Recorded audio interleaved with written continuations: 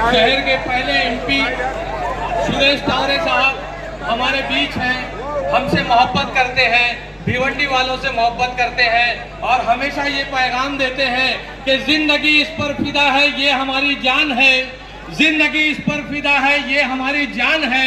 हम का मतलब जो न समझे वो बड़ा नादान है। हो से हिंदू मो से मुस्लिम दोनों मिलकर हम बना, हम नहीं तो कुछ नहीं, हम हैं तो हिंदुस्तान है। आदरणीय सुरेश टावरे जी वालों ने कि आज पावरलूम का उद्योग ही भिवंडी से जाने का डर लग रहा है। तो भाइयों और बहनों, इस बीजेपी को अपने को हटाने के लिए एक ही पर्याय है और वो है कांग्रेस पार्टी, महाविकास आघाड़ी। इसी को वोट दीजिए, यही मैं आप लोगों से विनती करूंगा।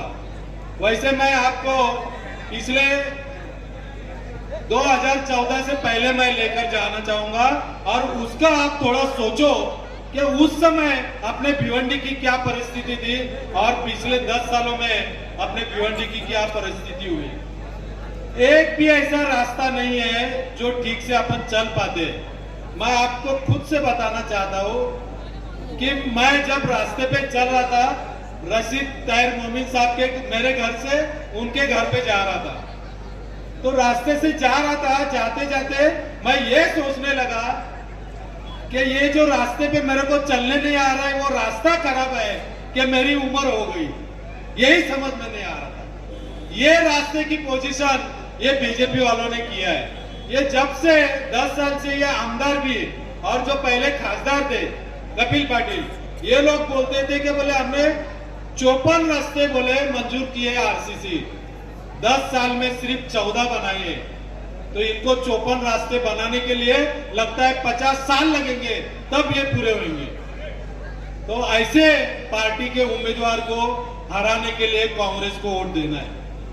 लेकिन इस भिवंडी में पश्चिम में खासतौर से मैं कहना चाहूंगा कि ये परिस्थिति कर दी है हमारे महाविकास आघाड़ी ने कि एकदम से खिचड़ी करके रखा है। कुछ समझ में नहीं आ रहा है कौन उम्मीदवार कैसे क्या। और यहाँ पर जो महाविकास आघाड़ी का सांसद है वो जाके समाजवादी के कैंडिडेट के ऑफिस का ओपनिंग कर रहा है और यहाँ पर महाविकास आघाड़ी है। और वहां पर पूरब में महाविकास आघाड़ी के रईस शेख साहब है, वहां पर कांग्रेस ने कोई उम्मीदवार नहीं दिया, तो फिर यहाँ पर देने की कोई जरूरत नहीं थी। भाइयों और बहनों, आप लोगों ने भी शायद एक YouTube पे क्लिप देखा होगा जो अपने निसार मास्टर साहब इंटरव्यू दे रहे हैं।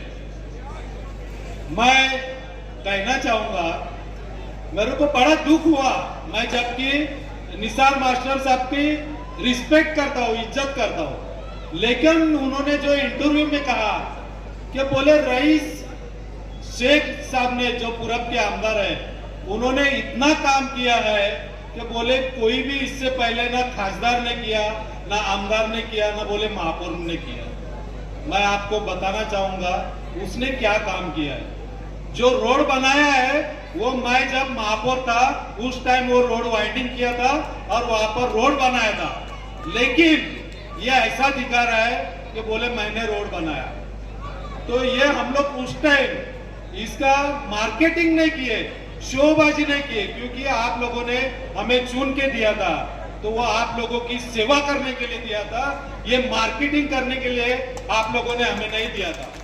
और ये बंबई से आके यहाँ पर मार्केटिंग कर रहा है।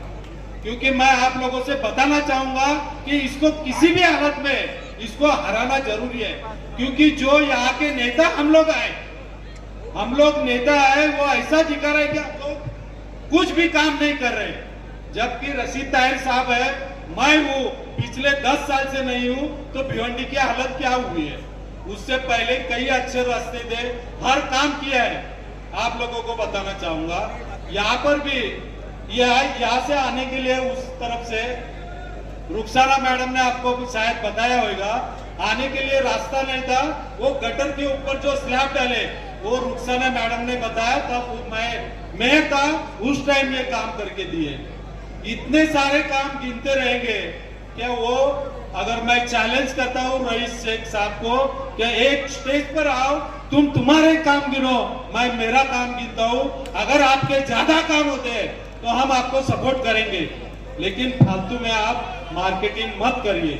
क्योंकि जो इन्होंने स्कूल के लिए 7 करोड़ रुपया लाया है, मैं मानता हूं कि इन्होंने शासन से 7 करोड़ रुपया मंजूर किया है और वो स्कूल बनाई है। लेकिन आपको बताना चाहूंगा कि वो जो स्कूल बनाई 7 करोड़ जो दिया है, ये बीजेपी गवर्नमेंट ने इनको दिया है। किस बदले में दिया है? क्योंकि इन्होंने क्रॉस वोटिंग किया एमएलसी में, इसलिए उनको दिया है। तो ये अपने को बीजेपी का डर दिखाते हैं समाजवादी वाले, और वहां पर असेंबली में जाके भाजपा का काम करते हैं, भाजपा को सपोर्ट करते हैं। ऐसे आदमी को भिवंडी में नहीं चाहिए। रईस शेख को पूरब में आमदार बनाने से पश्चिम के अंदर भी अपने क्या पसंद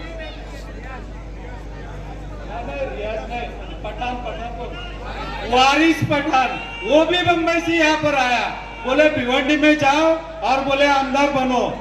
अरे लेकिन यहाँ पर नेता लोग हैं जो आधी रात को भी अगर उनके घर पे जाओगे, बेल बजाओगे, तो वो आपके लिए दरवाजा खोलेंगे, आपकी सहायता करेंगे। लेकिन ये बंबई में जाके सो जाते हैं। जैसे डॉक्टर नहीं गया, हफ्ते के अंदर 2 या 3 दिन इधर आता है, डिस्पेंसरी चलाता है, फिर वो बंबई चला जाता है। ये वैसे ही आमदार लोग हैं जो यहाँ पर हफ्ते में 2-3 दिन आते हैं और नेतागिरी कर रहे हैं। तो ऐसे लोगों को यहाँ पर अपने को नहीं रखना है, यही मैं कहूंगा। धन्यवाद। जय हिंद, जय महाराष्ट्र।